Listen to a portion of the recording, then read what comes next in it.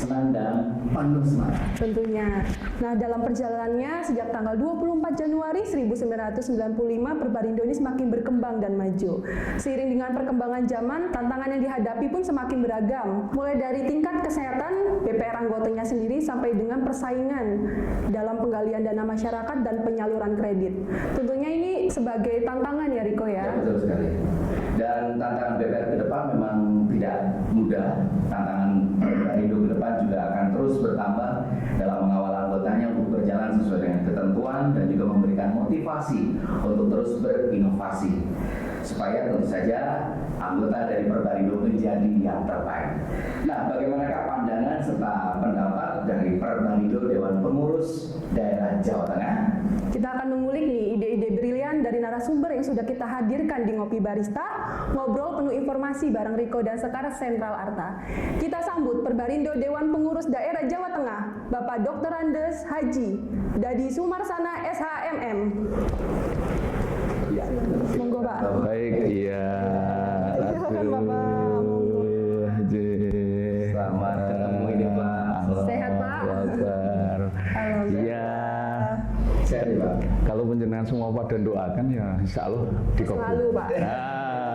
Kita sehat-sehat gitu. Ya, terima kasih Pak Dadi. Ini sudah berkenan untuk hadir di Ngopi Barista. Walaupun kami paham nih Pak Dadi ini agenda kegiatannya sangat banyak. Betul sekali.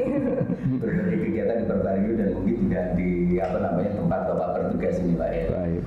Berkenan ya Pak untuk memberikan jawaban-jawaban atas pertanyaan nanti yang kami sampaikan berdua ini Pak. Bismillah, saya jawab. Gitu. Iya. Jangan yang sulit-sulit ya Mas Riko ya. Udah sekali Pak. Buat Pak Dadi nggak ada yang sulit. Monggo. Mungkin sebelum kita masuk ke pertanyaan pertama, karena ini namanya Ngopi Barista Pak. Oh, Kita nikmati dulu kopi yang sudah ada. Berkenan Bapak. wah, saya itu nggak ngopi, nggak susu, nggak ngeteh. Oh, gitu. Iya. Monggo Pak. Anjir. Ketemu ini berarti. Bismillah. Ya, kalau sudah ngopi pulang ya. Namanya ngopi Barista. Baik Pak Dadi Sumarsana Pak. Jadi ini kami mohon pengetahuan nih Pak tentang Perbarindo. Anjir. Dan juga Iya. manfaat Perbarindo bagi para anggotanya itu Bank Perkreditan Rakyat. Baik. Bismillahirrahmanirrahim. Assalamualaikum warahmatullahi taala wabarakatuh. Ya, tentunya selamat pagi, salam sejahtera. Om Swastiastu. Namo Buddhaya, salam kebajikan, rahayu. Saya itu harus sebutkan rahayu. Kenapa? Karena saya di Kabupaten Tegal itu mencintai batik, terutama batik Tegalan. Nah, ini ngiras promosi. Ya, gitu. Yang berikutnya menjawab pertanyaan Mas Riko ini pertanyaan yang kayaknya mewakili seluruh masyarakat Jawa Tengah ya, Mas Riko ya. Iya. Satu, saya pastikan bahwa Perbarindo itu bukan partai. Itu bukan partai, ya Mbak Sekar gitu. Perbarindo itu asosiasi perhimpunan bank perkreditan rakyat seluruh Indonesia gitu. Nah, kondisi hari ini seluruh Indonesia anggotanya kurang lebih 1.600 gitu. Untuk Jawa Tengah hari ini anggotanya 254 BBR dan BBRS. Iya, saya pastikan bahwa BBR ini murni 100% milik anak negeri. Jadi ini betul-betul banknya rakyat Indonesia. Gitu, Mas J. Jadi kita Perbarindo itu menjadi wadah. Nah, dalam rangka mewadahi perjuangan dan keinginan daripada industri. Nah, kita selalu mendengar apa yang menjadi keluh kesah, apa yang menjadi masalah, apa yang menjadi perjuangan gitu. Kita sampaikan kepada pemerintah. Nah, kepada pembuat undang-undang contoh. Nah, kepada otoritas industri jasa keuangan itu sekarang namanya OJK gitu. Ada juga otoritas penjamin simpanan masyarakat namanya LPS. Ada juga otoritas yang mengurus tentang moneter namanya Bank Indonesia. Gitu. Ada juga tuh tugas pengabdian negara. Kita juga menyampaikan laporan kepada PPATK. Nah, Perbarindo itu menjadi jembatan penghubung antara perjuangan industri kepada para tadi yang kami aturkan, begitu juga menjadi penghubung apa yang menjadi amanat pemerintah, para regulator dan sebagainya tadi untuk disampaikan kepada anggota. Nah, gitu Mas Riko. Manfaat-manfaat yang dari Perbarindo ya Pak untuk Betul. anggotanya. Betul, Anji. Lalu Gitu. untuk selanjutnya nih Pak Dadi, gimana sih tanggapan Pak Dadi terhadap perkembangan industri BPR saat ini dan terobosan apa yang harus segera dilakukan? Kita patut bersyukur nih, Mbak. Betul ini, kita sebagai insan BPR, gitu. Terutama Jawa Tengah. 2 tahun kemarin kita masuk masa pandemi. Masa yang betul-betul nggak ada perencanaan. Masa yang betul-betul nggak ada pedoman, ya. Namun BPR itu kemarin semua selamat. Selama pandemi itu kita bersyukur. BPR semua selamat. BPR semua tumbuh, gitu. Nah, kalau ada sedikit tumbuh di bidang non performing loan, ini menunjukkan BPR itu bersama rakyat, tidak sendiri, gitu. Jadi itu kebijakan BPR yang luar biasa. Itu coba kalau BPR mau berpegang kepada ketentuannya sendiri, saya pastikan NPL kita kecil, tapi masyarakat akan bilang tega. Nah, gitu. Karena kita memahami masyarakat juga sedang kena pandemi, NPL kita agak sedikit naik. Gitu. Tapi bukan berarti kita bermasalah. Enggak. BPR mesti tumbuh sehat. Gitu. Cermati nih. Ya, penghimpunan dana mesti tumbuh. Penghimpunan dana lebih tumbuh di situasi pandemi. Artinya apa? Masyarakat semakin percaya, semakin senang. Nah, tugas kita bagaimana? Ayo kita lanjutkan pengenalan ke masyarakat. Gitu. Kalau bicara menjawab pertanyaannya Mbak Sekar ya, terobosan gitu ya Mbak? Iya. Ini pertanyaan yang menarik dalam situasi sekarang. Setiap kita ketemu wartawan, ketemu teman-teman baik ditanya, Pak Dadi, terobosannya apa ini pasca pandemi? Gitu deh. Iya, saya ingin matur dulu. Yang namanya terobosan itu asal kata dari terobos. Terobos kan? Kita pahami ya, bahasa desa loh. Karena BPR itu memang adanya di desa. Gitu. Terobos itu artinya kita berjalan tidak lewat jalan yang semestinya. Gitu. Jalan pintas, Pak. Monggo bisa jalan pintas, bisa jalan yang kita buat baru.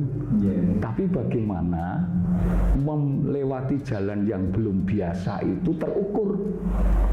Ya dah? Terukur. Bagaimana ini? Nah, ini tugas direksi nih, menyiapkan terobosan, gitu. Nah, oleh karenanya, kalau kita bicara tata kelola, industri BPR itu sudah dibekali 2 hal. Satunya direktur kepatuhan yang menjaga role-nya, satunya direktur bisnis yang selalu berinovasi, kreatif, menyiapkan jalan-jalan baru, terobosan baru. Nah, jangan sampai tuh disemprit. Nah, jangan sampai resikonya lebih besar daripada manfaat yang akan kita dapatkan. Gitu, Mbak Sekar. Jadi terobosan itu penting sekali. Iya, gitu. Kemajuan ya Pak. Inovasi terobosan itu termasuk ya Pak di antaranya. Oh, harus. Jadi manajemen sudah dibagi 2 versi tata kelola, satu menjaga kepatuhan, satunya melakukan terobosan. Jadi memang dua-dua itu harus berpartner.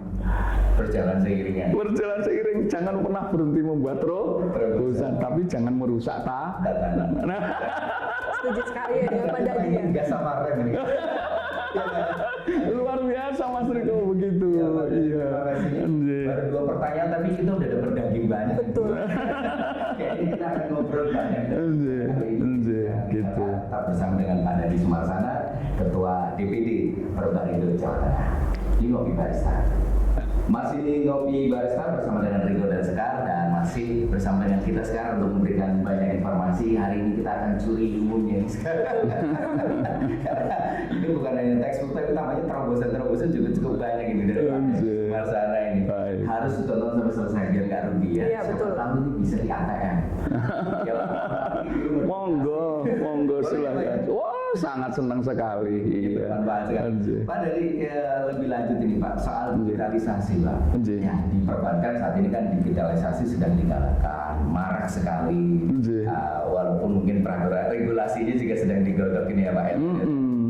Tapi menurut pandangan Pak Dadi sendiri Pak terhadap perkembangan industri BBR saat ini untuk penerapannya pada BBR di DPD Jawa Tengah ini seperti apa Pak? Digitalisasi ya, nampak sekarang itu memang betul-betul sering kedengar, sering kebaca. Jadi digitalisasi itu seolah-olah memang betul-betul mendesak dan tidak pernah boleh ditolak atau ditinggalkan gitu. Namun ya saya untuk selaku Ketua DPD Perbarindo Jateng harus memberikan pemahaman kepada teman-teman. Yang pertama, pastikan kita itu sekarang harus berani mendengar, membuka diri daripada masukan. Kalau istilah orang tua dulu ada kutipan, saat ini adalah saatnya kebun nusu gudel, gitu. Kebun nusu gudel. Orang-orang tua itu harus belajar pada anak-anak muda, gitu. Iya, saya itu dulu lulusan S1 itu belum bisa main HP. Iya, belum ada HP, betul. Pabriknya aja belum ada. Nah gitu. Namun saya sekarang harus dituntut seolah-olah lebih pinter daripada seluruh karyawan. Gitu. Lah kemana saya belajarnya? Nggak ada tuh tempat kursus main HP. Belum pernah dengar kan? Ya, mengoperasikannya. Ya, mengoperasikan tuh saya kursusnya kemana? Saya belajarnya kemana? Saya harus belajar kepada para junior. Iya, bahkan kepada ponakan, kepada cucu. Kita hanya modal es krim 1 biji loh. Harganya mungkin paling mahal 35.000. Iya loh. Tapi begitu mereka suruh presentasi, wih luar biasa. Kok gini caranya main HP, bikin WA begini, email bukannya begini dan sebagainya. Karena kita belajar sama karyawan kan gengsi. Direksi kan jaim, ya kan gitu kan? Iya, kita belajar sama mereka. Investasinya es krim 1. Wah, dia cerita kemana-mana. Aku itu orangnya baik. Loh, saya ajari dan sebagainya dan sebagainya. Kembali kepada pertanyaan penjenengan untuk industri. Digitalisasi itu saya sepakat. Harus kita menuju ke sana. Harus kita menuju ke sana. Pertanyaannya adalah mulai dari mana? Kapan? Apakah ini menjadi sesuatu yang urgent atau bisa nanti-nanti? Gitu. Kalau kita bicara otoritas, OJK sudah mengatur tuh bahwa ada POJK tentang kewajiban BBR mempunyai pejabat eksekutif bidang IT. Tapi BBR itu bisnis. BBR tidak pernah bisa hidup sendiri. BBR juga tidak bisa hanya hidup hari ini. Mereka harus berkelanjutan. Ini Mas Riko yang menjadi sesuatu yang harus kita perhatikan. Oleh karenanya, saya selalu matur kepada teman-teman. Apakah digitalisasi ini penting? Kapan itu menjadi sesuatu? Perbarindo kemarin sudah mengenalkan digitalisasi pendampingan UMKM. Mengundang anak muda kreatif, Mas Edi Kurniawan, untuk mengenalkan itu. Digitalisasi untuk BBR berkait dengan pendampingan kepada nasabahnya yang UMKM itu seperti apa? Sudah dipaparkan di sana. Gitu. Pertanyaannya adalah, hari ini BBR-nya sudah punya nasabah yang perlu itu belum? Itu perlu dikaji. Jangan sampai kita tepuk sebelah tangan, nggak bunyi tuh. Iya kan? Iya, BBR kita membuat investasi yang besar, menyiapkan pegawai pintar digitalisasi. Nah, kalau nasabahnya tidak ada yang perlu dilayani dengan digitalisasi, mau bayar orang tanpa pekerjaan, pemburusan. Ini kan, oleh karenanya untuk kita akan merubah ke sana, pelajari ilmu kepemimpinan BPR, gitu ya.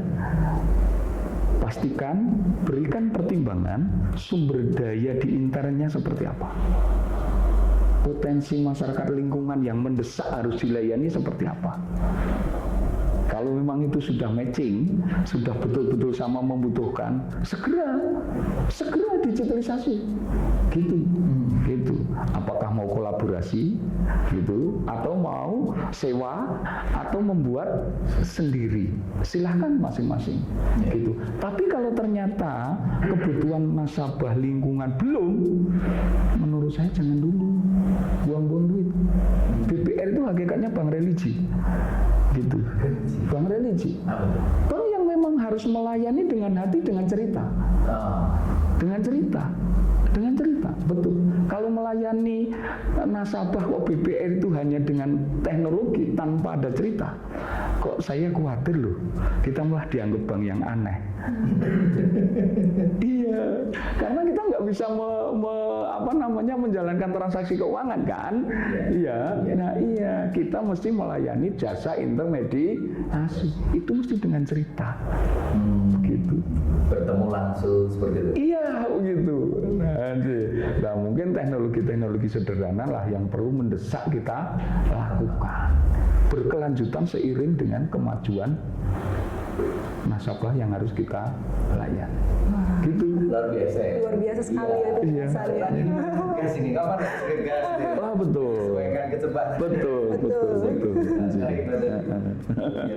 Baik Pak Dadi, selanjutnya nih, kegiatan apa saja yang diadakan Perbarindo wilayah DPD Jawa Tengah di tahun 2022 yang menonjol? Wih, kalimat yang menonjol ini yang harus saya garis bawahi, kan gitu. Karena kegiatan 2022 itu pandemi mulai menurun, jadi kita masuk masa bangkitnya perekonomian. Banyak sekali yang kita kerjakan di Perbarindo. Betul. Yang menonjol satu, kami sempat bertemu dengan rekan anggota DPR RI Komisi 11. Gitu. Kenapa? Karena masyarakat perlu tahu nih, lebih khusus ke teman-teman perbankan, BPR khususnya, bahwa undang-undang perbankan hanya masalah waktu akan dihapus. Gitu kan? Nah, ini sedang disiapkan RUU Omnibus Law Industri Jasa Keuangan. Namanya Undang-Undang P2SK. Gitu. Nah, di sana kami mengusulkan kalau tahun 1988 lahirnya Pakto itu memang diklir oleh pemerintah memberikan kemudahan masyarakat Indonesia untuk membuat BPR. BPR namanya Bank Perkreditan Rakyat. Waktu itu luar biasa loh Mas. Mas Tuku mungkin barangkali baru akan mendengar hari ini bahwa perjalanan dari 88 sampai 94 itu BPR bisa sampai ada 10.000 lebih di Indonesia. 10.000. Itu waktu itu kebijakan pemerintah kan sangat berhasil membangkitkan orang-orang Indonesia, putra tanah bangsa Indonesia, menyisihkan waktu 50 juta untuk membuat BPR, menyiapkan kursi-kursi jabatan pegawai, anak yang nganggur jadi kerja. Orang yang mau pinjam ke bank-bank negara, ke bank-bank swasta, pemerintah yang adanya di kota-kota, waktu itu terus bisa pinjam di BPR yang ada di dekat dengan masyarakat. Itu luar biasa. Sehingga tahun 92 Perbarindo bisa ikut mengusulkan dan diterima masuk undang-undang. BPR itu menjadi bagian dari 2 jenis bank di Indonesia. Gitu kan? Ya. Ada bank umum dan BPR. Terus sampai undang-undang dirubah ke 98. Gitu. Itu luar biasa.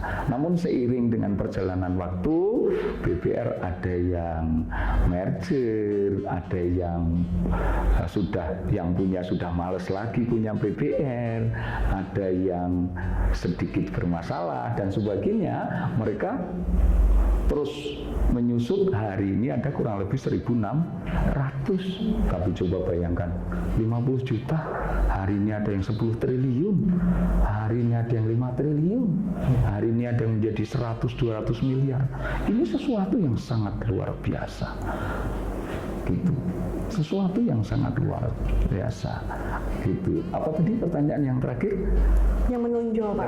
Yang menonjol. Kegiatan Nah, itu satu ya. Kita mengusulkan ke Komisi 11 supaya nanti singkatan BPR itu tetap, tapi berubah namanya menjadi Bank Perekonomian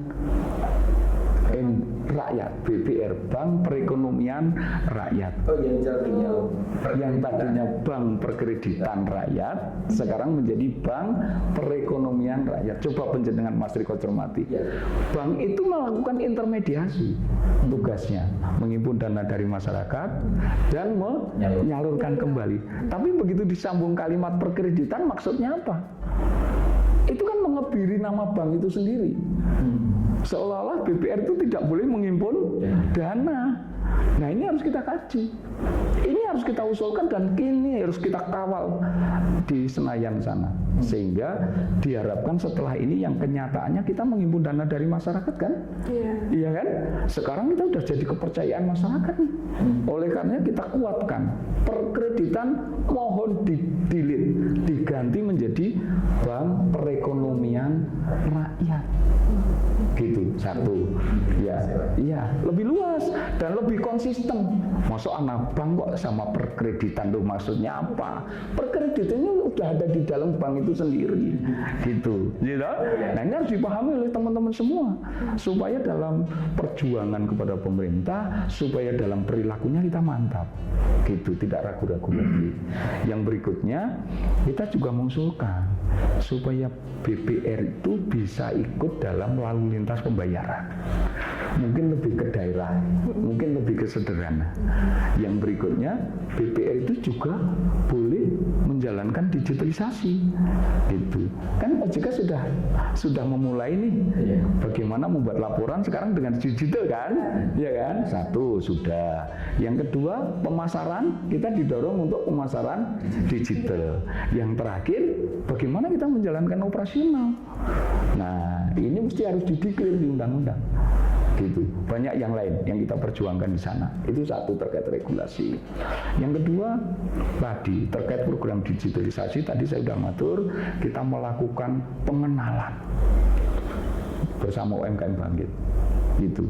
Sehingga POJK yang mengamanatkan ada pejabat eksekutif di bidang IT, itu kita mulai dari ada petugas yang paham digitalisasi.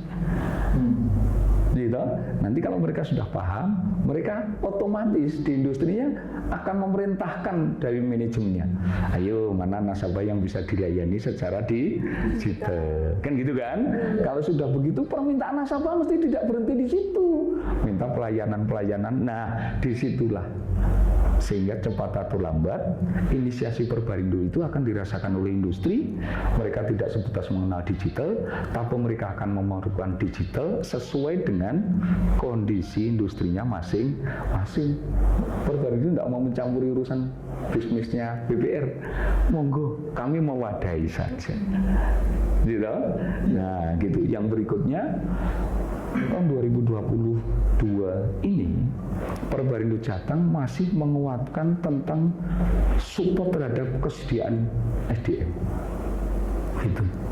Jadi yang selama pandemi Jawa Tengah sudah mengusulkan dan disetujui oleh Dewan Sertip Jakarta bahwa pelatihan sertip itu bisa dilakukan secara PJJ. Hanya ujiannya tetap tatap muka. Nah, pasca pandemi di tahun 2022 ini kami masih berjuang untuk tetap itu bisa dilaksanakan secara PJJ. Gitu. Ya, tidak sebatas sertifikasi direksi, komisaris. Kami usulkan PE. PE ini sesuatu yang betul-betul harus dipahami oleh teman-teman industri. Direksinya sudah bersertif, komisarisnya sudah bersertif. Sekarang saya tanya, di industri BPR yang kerja siapa?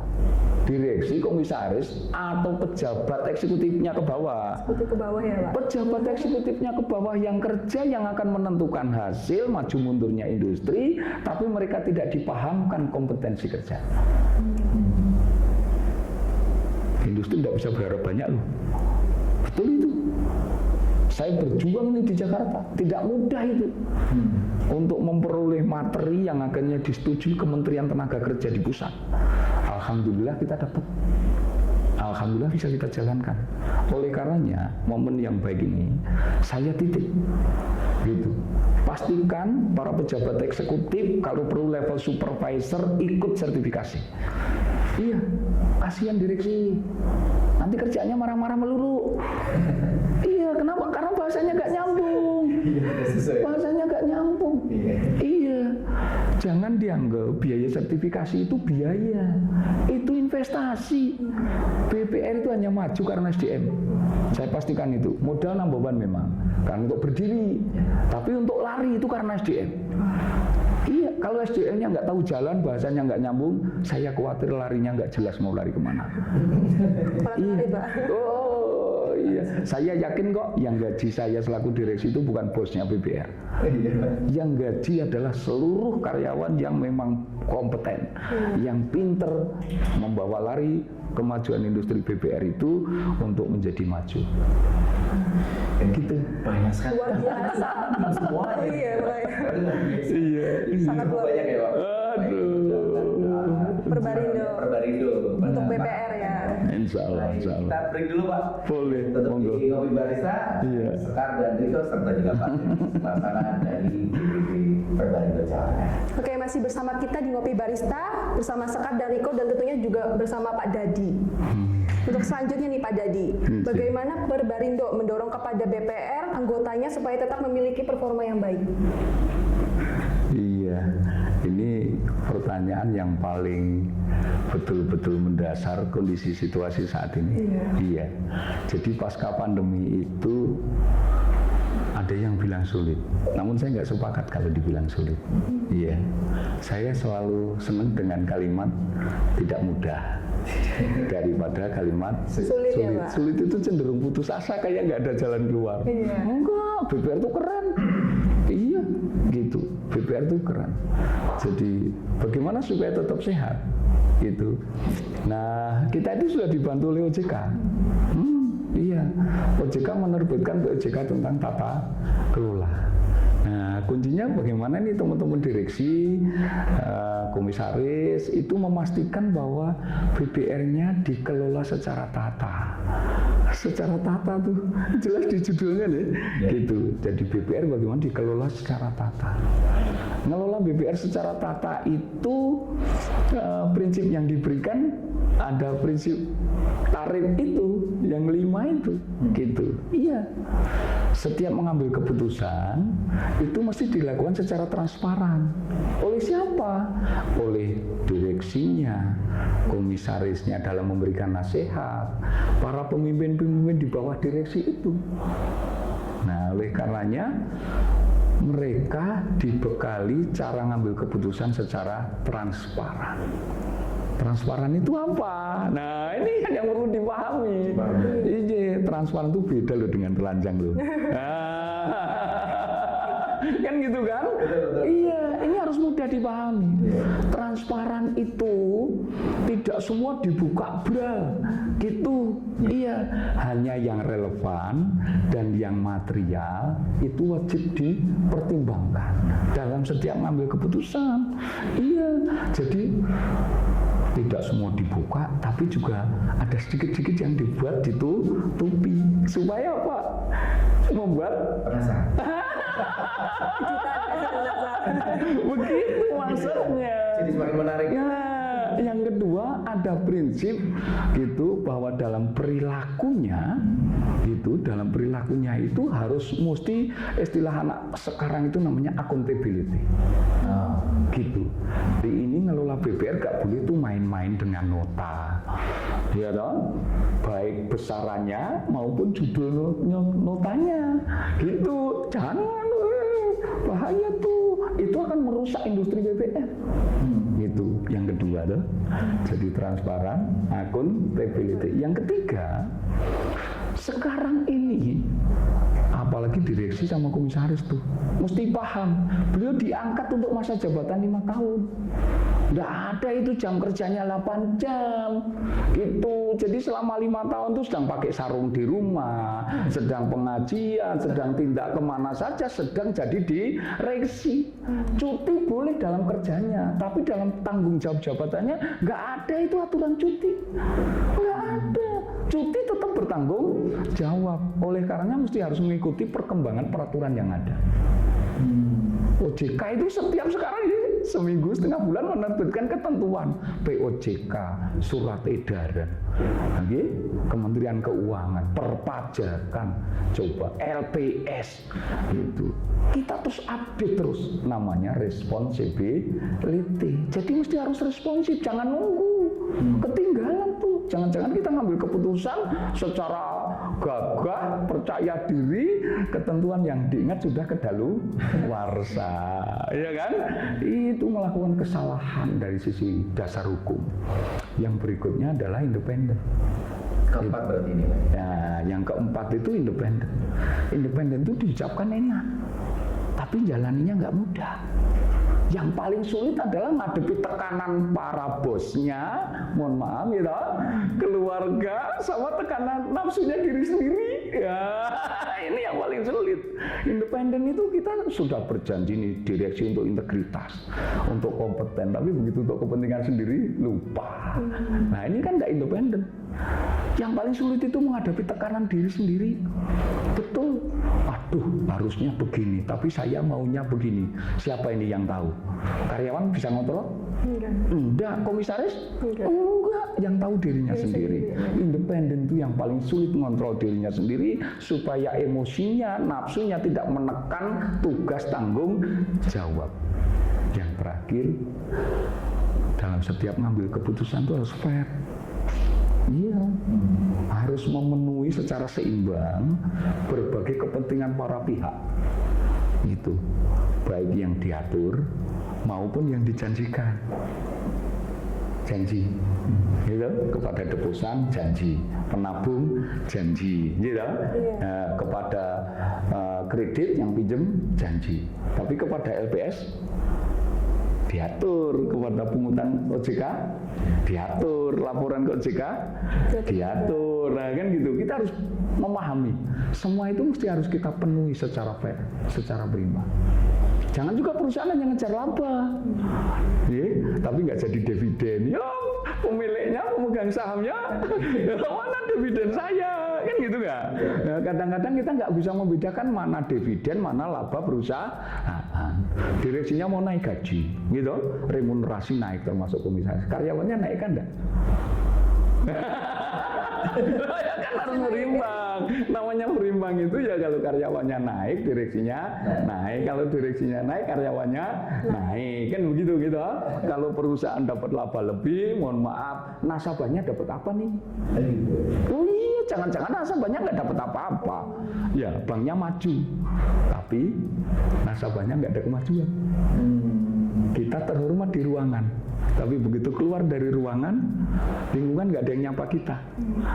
Kan keren tuh, gitu. Kalau begitu di kantor kita disebut yang terhormat. Begitu keluar kantor, lingkungan nyapa, kondur Pak Haji. Wah, kan? Iya ya, keren kan? Iya, mau masuk rumah tetangganya keluar rumah, nembe kondur Pak Haji. Kan keren dah. Nah, bagaimana menjaga fairness gitu. Prinsip tarif itu harus dikembangkan. Gitu. Sedemikian rupa. Saya kira semua para direksi dan komisaris sudah paham tentang itu. Hanya bagaimana beliau-beliau punya kewajiban menerapkan di seluruh tingkatan organisasi, seluruh jenjang organisasi. Jangan hanya untuk pinternya dirinya sendiri. Gitu. Saya kira gitu Mas. Berarti 5 itu tadi masuk dalam tarif itu. Wah, prinsip tarif. Iya, kalau orang Jawa itu kalau punya rumah joglo, nah itu soko gurunya. Gitu. Soko gurunya. Jangan sampai rapuh salah satu nih. Sehingga nggak doyong ya Pak. Nggak doyong. Itu Mas Riko paham sekali ya. Banyak ilmu. Lebih lanjut nih soal apa namanya transformasi digital kembali Pak, ini Ji. pastinya kan tadi berkembang terus ya, Siap. diikuti terus. Tapi kalau Bapak melihat sendiri ya, Ji. yang paling urgent itu sekarang apa sih Pak? Soalnya tadi Bapak belum menyebutin ya, hanya menyebutkan mana dipilah yang urgent, mana yang bisa nanti. Kalau sekarang itu yang paling urgent apa Pak? Yang harus Yang paling urgent bicara digitalisasi adalah bicara komunikasi. Komunikasi menurut saya. Komunikasi. Iya, cobalah penjenengan perhatikan pimpinan penjenengan, direksi penjenengan, termasuk penjenengan semua.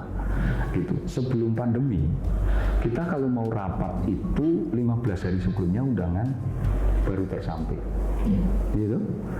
Waktu itu direksi itu sehari rapat sekali. Iya. Sekarang direksi rapat berapa kali? bisa lebih gitu. Iya, begitu. Itu kalau tidak dengan sarana teknologi IT sekarang, tidak bisa. Tidak bisa, gitu. Betul. Jadi pertama digitalisasi yang harus dikuatkan adalah komunikasi. Ya. Jadi jangan sampai, mohon maaf ini, ada pegawai atau pejabat di WA pagi jawabnya besok pagi lagi. Mohon maaf ini. Bisa repot. Oh iya, iya kan? Iya. Nah, itu rembetannya banyak sekali Mas Neko. Iya. Jadi komunikasi number one. Kalau sudah komunikasi tadi jalan, pasti mohon maaf nih, direksi ngundang setengah jam sebelumnya, ngundang komisaris atau ngundang pegawai. WA-nya bisa, undangannya bisa tersampai. Pertanyaan berikutnya adalah, data informasinya selesai nggak setengah jam sebelumnya?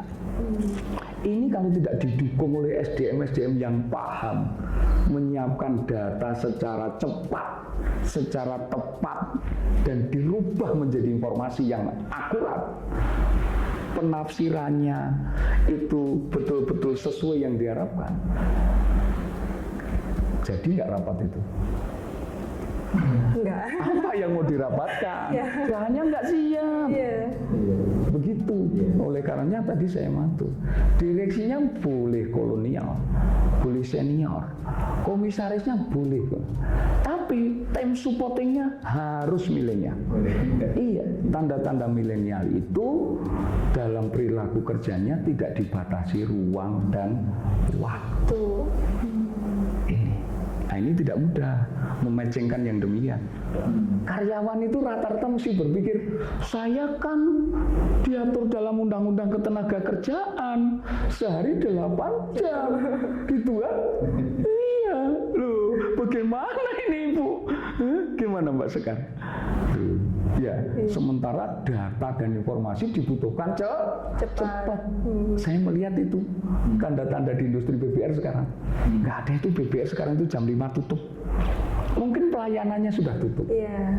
Tapi operasional di dalamnya, dalam rangka menyiapkan data-data, informasi untuk komunikasi kepada intern atasan bawahannya, kepada para horizontal, teman baik partner kerjanya, kepada para pemegang saham, kepada para regulator, OJK yang sekarang seminggu kadang-kadang lapornya banyak kali ya. Iya.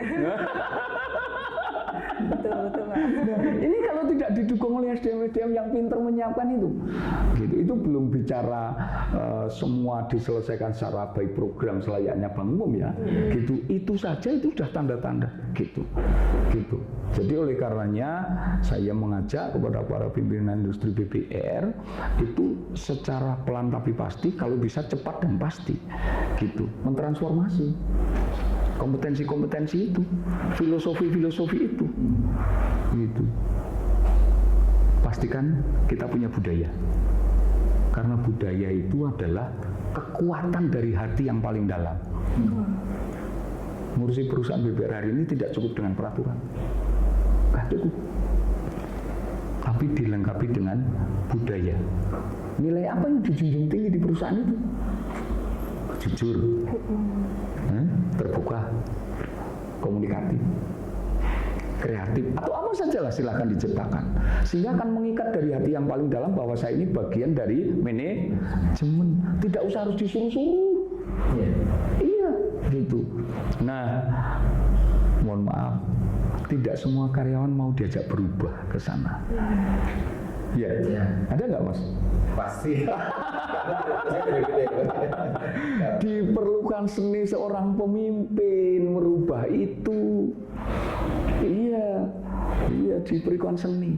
Jadi tidak bisa dihitam putih. Iya, iya betul. Kasih aja saatnya ke bonus Gudel, coach pesan di ruangannya itu. Supaya yang tua itu tidak mempertahankan senioritasnya. Itu Anda hebat kemarin. Ya, hari ini ke depan Anda harus tetap lebih hebat. Caranya bagaimana? Di antaranya nusu Gudel, belajar dari yang muda. Saya sedang terus belajar, termasuk hari ini. Saya belajar sama Mas Riko, sama Mbak Sekar. So, kalau bahas belajar nggak ada habisnya ya. Iya, kan sunnah nabinya demikian. Betul. Baik, kita akan lanjutkan nanti, kita break dulu. Tetap di Ngopi Barista bersama dengan saya Sekar dan saya Riko. Bersama dengan saya Riko dan Sekar tetap ada di sebelah sana.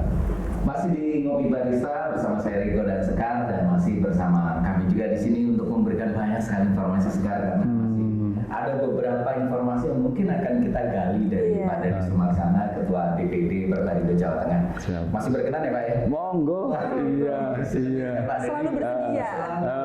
Selama masih bermanfaat. Ambil ilmunya ya. Betul. Ya. Pak, ini berhubungan dengan maraknya keadaan sekarang Pak, soal fintech, financial technology. Fintech, Ya, kehadirannya cukup mengagetkan tiba-tiba, terutama untuk BPR, pasarnya tidak jauh berbeda, mikro ini Pak. Iya, iya. Bapak melihatnya seperti apa ini Pak, kehadiran fintech sendiri terhadap BPR, dan adakah kemungkinan juga lagi semangat kolaborasi Pak, ini apakah memungkinkan BPR ini kolaborasi dengan fintech? Baik. Fintech menarik ya? Iya, menarik. Jadi kehadirannya, sodokannya itu menarik, gitu. Sehingga menjadi perbincangan para pihak, industri BBR, pakar ekonomi, gitu, otoritas jasa keuangan, gitu.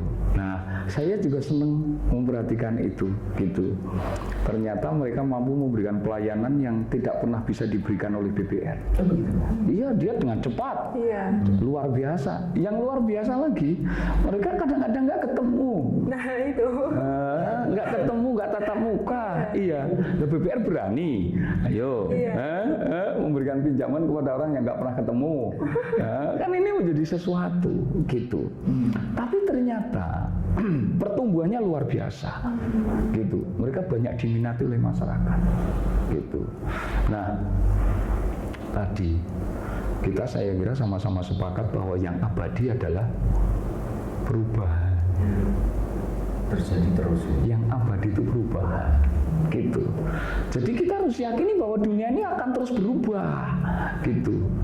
Nah, bagaimana BPR menyambut perubahan? Ini kan pertanyaannya, gitu. Ya, kalau menurut saya BPR juga harus mendengar, harus melihat perkembangan ini, gitu. Kalau perlu turunkan tim analisnya untuk mengkaji. Bisa nggak diterapkan di industri BPR? Gitu. Bisa nggak, pertanyaan Mas Riko, Pak Dadi, bisa nggak kalau dikolaborasi? Kan gitu. Nah, pertanyaan itu sangat luar biasa dan tidak sebatas dari Mas Riko. Gitu. Saya kemana-mana ditanya, baik sebagai narasumber maupun ketemu tatap muka langsung. Baik oleh teman-teman pelaku industri, baik oleh para, mohon maaf, mitra kita, termasuk para nasabah kita. Gitu. OJK tanya, Pak Dadi gimana ada fintech? Gitu. Nah, Mas Riko sama Mbak Sekar, gitu. BPR itu tidak pernah bisa hidup sendiri, tadi saya bilang, gitu. BPR itu juga tidak cukup hidup hari ini, tapi mesti berkelanjutan. Nah, karena berkelanjutan yang tidak pernah bisa hidup sendiri itu, kita mesti harus memperhatikan kepentingan, kebutuhan, bahkan hobinya para nasabah. Namun kita juga harus tahu aturan main yang diberikan BPR itu yang seperti apa, gitu.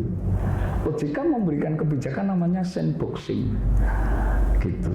BPR diizinkan 6 bulan mengajukan program terobosannya kepada otoritas jasa keuangan. Nah, nanti OJK akan melihat perkembangan, menganalisis selama 6 bulan. Kalau memang ini betul-betul bisa dijalankan dengan resiko terbaik, OJK akan memberi kesempatan untuk dilanjut. Tapi kalau tidak, dipastikan ini akan di stop, bahkan dilarang untuk dilanjutkan, gitu. Nah, itu sesuatu yang harus kita apresiasi. Biasanya mohon maaf, OJK kan hanya mengizinkan dan tidak, gitu kan? Loh, iya nggak? Tapi OJK membuat kebijakan baru, sandboxing, memberikan waktu. OJK siap mempelajari, mengkaji, ini bisa mensupport keberadaan industri atau tidak. Itu sesuatu loh. Itu tidak mudah loh membuat OJK bisa berubah state. Biasanya kan maju, pelajari, izin apa tidak, kan gitu kan? Izin keluarkan, tidak ya dikeluarkan, nah, kan gitu kan? Gitu. Oke. Nah, terus bikin aturan OJK itu, gitu. Nah, perlindungan konsumen. Nah, kebijakan menanggapi hadirnya fintech itu tidak sebatas Perbarindo harus berpikir keras, otoritas berpikir keras, industri harus berpikir keras. Jangan-jangan ini memang sesuatu metode pelayanan baru yang dikehendaki masyarakat, yang juga bisa dimitigasi resikonya oleh BPR sehingga menjadi alat untuk mengembangkan industri BPR. Namun saya pesen nih sama teman-teman, gitu. Pastikan kalau Anda mau bekerja sama atau mau berkolaborasi, ukur dulu risikonya. Anda punya SDM nggak untuk mengukur dan mengendalikan?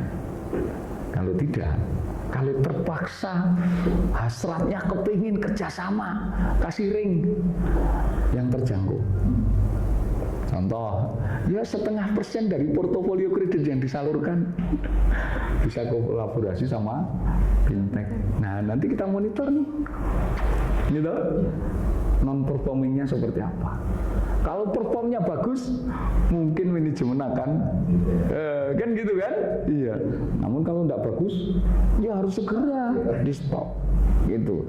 Jadi masalah mau kolaborasi atau tidak, saya tidak melarang Perbarindo karena kita juga bukan otoritas, tapi kami juga tidak merekomendasikan. Jadi monggo kembali ke bisnisnya masing-masing, gitu. Oke. Namun saran saya pelajari. Kalau saya boleh memberikan saran, saya sepakat sama Pak Ahmad, pimpinan OJK KR3. Gitu. Bagaimana kalau BPR pelan-pelan menyiapkan SDM-nya untuk bisa membuat pelayanan selayaknya fintech, namun mengingat berbagai ketentuan yang berlaku di industri BPR. Itu keren. Jadi tidak kemana-mana. Kita bikin sistem, kita buat sistem sehingga pengendaliannya bisa. Kita rekrut anak baru atau anak lama yang punya potensi ke sana.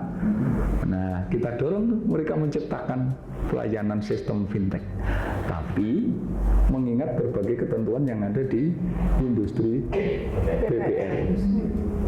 Makanya Perbarindo mengenalkan IT, digitalisasi saja. Monggo, kan Perbarindo nggak berbisnis. Gitu? Iya, kami mewadahi. Kalau industri yang kami wadahi sehat, maju, wadahnya otomatis akan menjadi lebih besar dengan sendirinya. Gitu, Mbak Sekar. Setuju sekali dengan Pak Dadi ya. Ini berarti inovasi terus gitu ya. Kita akan break dulu, tetap di Ngopi Barista bersama Riko, Sekar, dan juga Pak Dadi Sumarsana. Masih di Ngopi Barista, Riko dan Sekar serta Pak Dadi Sumarsana. Pak Dadi, kalau tadi kita sudah bicara soal fintech, Pak, ini kembali lagi ke bisnis, Pak. Bisnis bagaimana dalam penghimpunan dana, kemudian juga penyaluran kredit ini, Pak. Ini sampai dengan akhir tahun 2022 kita tahu ekonomi ya kadang maju Pak, kemudian melemah lagi karena adanya perubahan-perubahan ya Pak ya. Betul, siap. Perubahan harga dan juga ada dihantui juga ketakutan oleh beberapa pihak yang mengatakan akan terjadinya resesi. Kalau sejauh pengamatan dari Pak Dadi juga Pak Dadi, bagaimanakah perjalanan BPR ini sendiri di akhir tahun dengan penghimpunan dana sekaligus juga penyaluran kredit Pak? Oke. Terutama di Jawa Tengah. Iya, ini pertanyaan yang betul-betul harus kita jawab, real, dan harapan saya menjadi motivasi buat teman-teman. Gitu, iya. Akhir tahun ini kalau kita melihat situasi di perjalanan, di supermarket atau di warung-warung tradisional, itu kita sudah bangkit. Ekonominya sudah bangkit, gitu. Hanya memang apakah bangkitnya itu langsung diikuti dengan pertumbuhan ekonomi? Ini menjadi sesuatu yang harus kita betul-betul cermati, gitu. Kenapa? Karena situasi 2 tahun kemarin itu betul-betul membuat minus.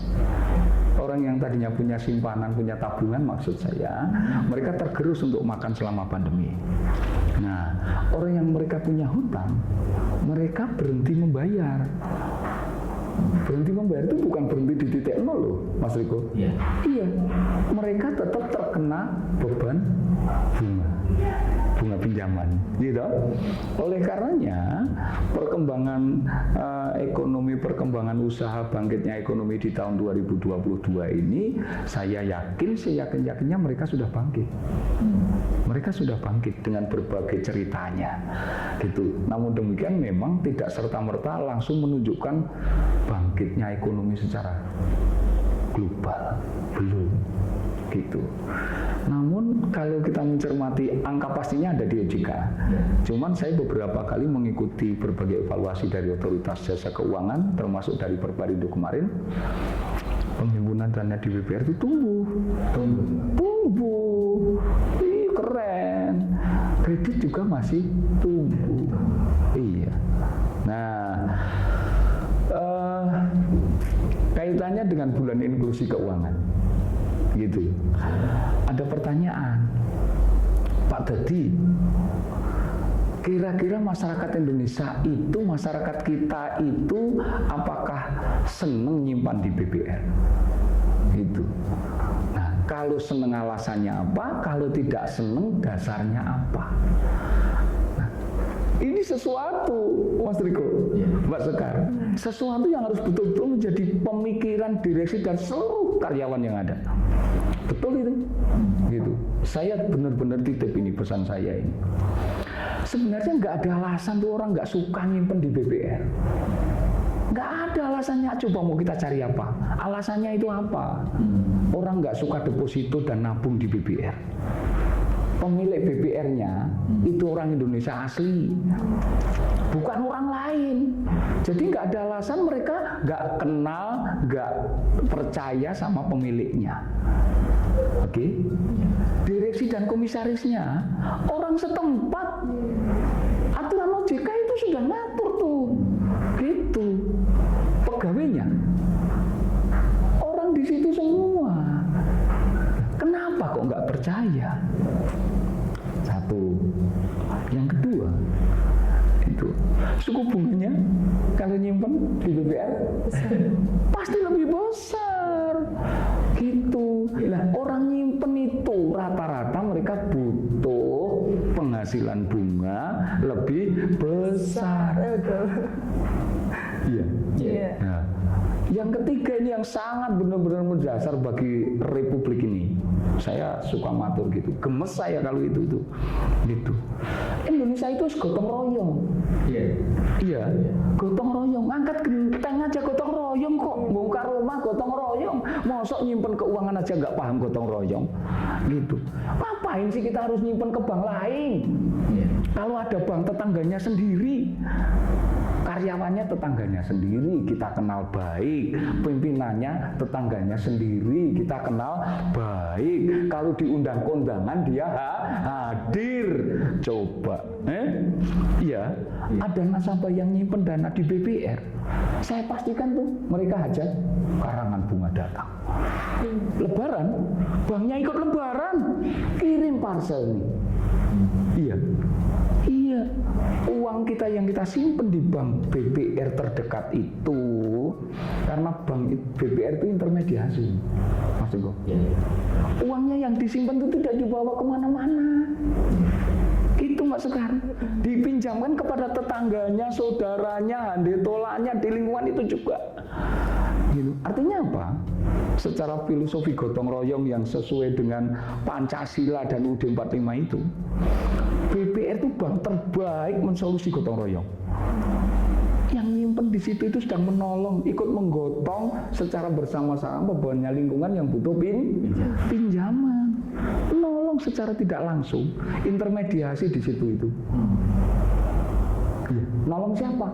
Nolong tetangga dekat, teman dekat, saudara dekat.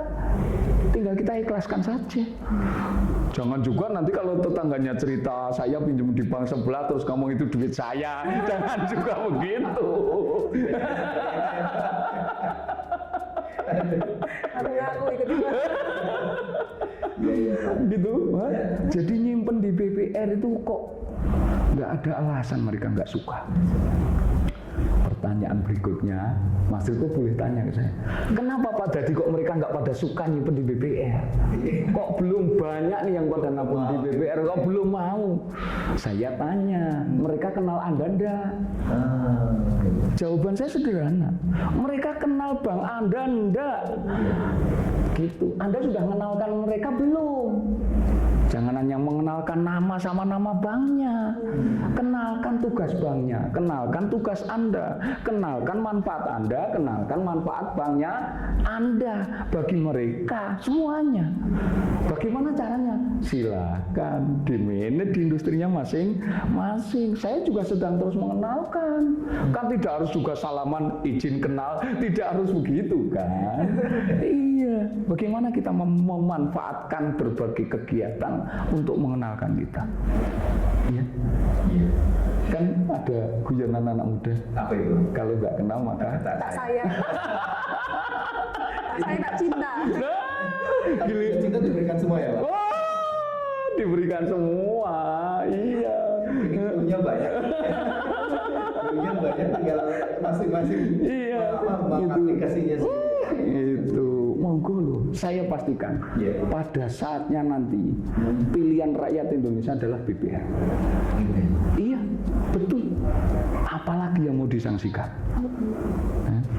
Yang dekat, yang kenal, yang dekat, pastinya mudah dipercaya. Yang sama-sama dijamin LPS. Ya. Coba sama-sama dijamin LPS. Iya. Nasabah bisa tawar-menawar, dia bisa buka Google LPS-nya toh, informasinya di sana sampai berapa. Duh, itu mana ada di tempat selain BBR ada tawar-menawar. Mau ya gitu, enggak ya gitu. Di Mas Riko tawar-menawar bisa enggak? Ayo Mas Sekar, boleh enggak? Tawar-menawar ya. Iya, tawar-menawar suku bunga tadi. Bisa. Kalau enggak menjalin komunikasi. Luar biasa gitu. Iya, saya punya teman baik nih, direktur utama salah satu bank besar. Kalau saya hajatan dia datang enggak? Datang Pak? Enggak lah, dia sibuk. Kirain enggak. Ya, kalau direktur BPR sesibuk apapun Disempatkan. Oh iya. Betul. Daripada ke orang yang jauh, yang kenalnya juga selintas-lintas. Mari kita dekatkan yang dekat ya Pak. BPR. Setuju. Yang dekat semakin mendekat ya. Iya, semakin dekat. Kita akan break dulu, tetap di Ngopi Barista. Masih di Ngopi Barista, Riko dan Sekar serta Pak Dadi Sumarsana, Ketua DPD Perbarindo Jawa Tengah. Ngobrolnya luar biasa, nggak terasa sekarang. Banyak sekali yang kita hari ini sekarang. Banyak belajar ya. Banyak belajar kita. Dan juga kita harapkan pemirsa Ngopi Barista juga banyak sekali mengambil manfaat yang apa yang disampaikan oleh Pak Dadi. Iya. Terus yang terakhir nih Pak, pesan dari Pak Dadi sebagai Ketua Perbarindo DPD Jawa Tengah kepada masyarakat seputar pemanfaatan lembaga keuangan BPR. Panjang atau pendek ini pesannya? Serah Pak Dadi. Karena tadi sudah panjang, Iya. saya pesannya singkat ya. Ya boleh. Iya. Boleh, Pak. Sekarang ini diawali dengan nggak tahu inisiasi atau apa, tapi peristiwa 17-an yang dihadiri oleh Pak Jokowi, yang menghadirkan anak kecil nyanyi. Oh iya. Itu? Pak. Farel ya toh? Dibanding-bandingke. Aja dibanding-bandingke. Betul. Saya juga ingin matur gitu kepada masyarakat di Jawa Tengah, bahkan seluruh Indonesia, bahkan yang di luar sana gitu. Aja dibanding-bandingke. Iya. Aja dibanding-bandingke. BPR itu bangi dewi. Iya, bangi dewi. Oke. Bangi dewi. Perkara awake dhewe. Suku bungane luwih gede. Maksudku ya. Jadi kalau pengen nyimpen nang BPR baik. Betul. Amane podo baik dijamin LPS. Oke, saya kira itu. Saya ucapkan terima kasih atas kesempatan ini, Mas Riko sama Mbak Sekar. Terima kasih juga Kepada masyarakat sekali lagi, jangan ragu, jangan bimbang atau berpikir negatif. BPR itu banknya milik rakyat Indonesia, yang duitnya tidak kemana-mana, yang betul-betul berbasis gotong royong, gitu. Pastikan kalau Anda punya uang, nggak usah dibanding-bandingin. Simpen bae nang BPR, bungane luwih gede, amane podo bae, dijamin LPS. Yang punya sertifikat SK BPKB, pastikan simpan di BPR. Jangan ambil risiko, simpan di rumah. Bisa sambil dapat pinjaman. Oh iya, pengembaliannya pinjam di BPR itu ibaratnya Bapak Ibu bikin baju di penjahit, bisa customize. Iya, jangka waktunya menyesuaikan apa maunya Bapak Ibu. Jadi, model pembayarannya juga Bapak Ibu cerita saja kepada petugas BPR, akan dilayani sesuai dengan potensi dan kesiapan Bapak Ibu. Gitu. Mau tempo, mau grace periode, mau diangsur jangka panjang, silahkan datang ke BPR terdekat. Terima kasih, mungkin itu. Insyaallah bermanfaat. Assalamualaikum warahmatullahi wabarakatuh. Waalaikumsalam warahmatullahi wabarakatuh. Terima kasih banyak. Terima kasih, Pak Haji Suasana SHMM. Ini luar biasa informasi yang kita dapatkan Pak hari ini. Terima kasih selaku Ketua DPD Perbarindo Jawa Tengah sudah hadir memberikan informasi dan juga pengetahuan tambahan bagi kami Pak. Ya, sama-sama. Barista. Amin. Terima kasih Pak Dadi, terima kasih juga buat pemirsa yang sudah mengikuti kita dari awal sampai akhir.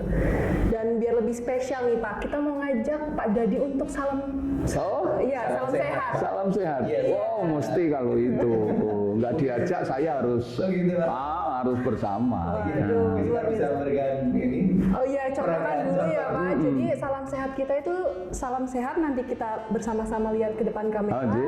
Ya, terus sehat jasmani, nanti tangannya di pundak Pak. Iya. Jasmani. Sehat jasmani, sehat rohani kita pindah ke dada. Iya. Hati ya. Iya. Oke. Terus sehat finansial, kita tangannya gini. Sarang kayo. Terus itu gini. Oke, siap mengikuti. Ayo. Biar lebih kompak, Sekar izin hitung sampai satu. Boleh. 1, 2, 3. Salam sehat. Sehat jasmani, sehat rohani, sehat finansial. Luar biasa. Terima kasih Pak Dadi. Saya kok jadi. Nanti kita undang lagi. Oh iya, masih. Saya jadi terasa lebih muda ini kalau begini.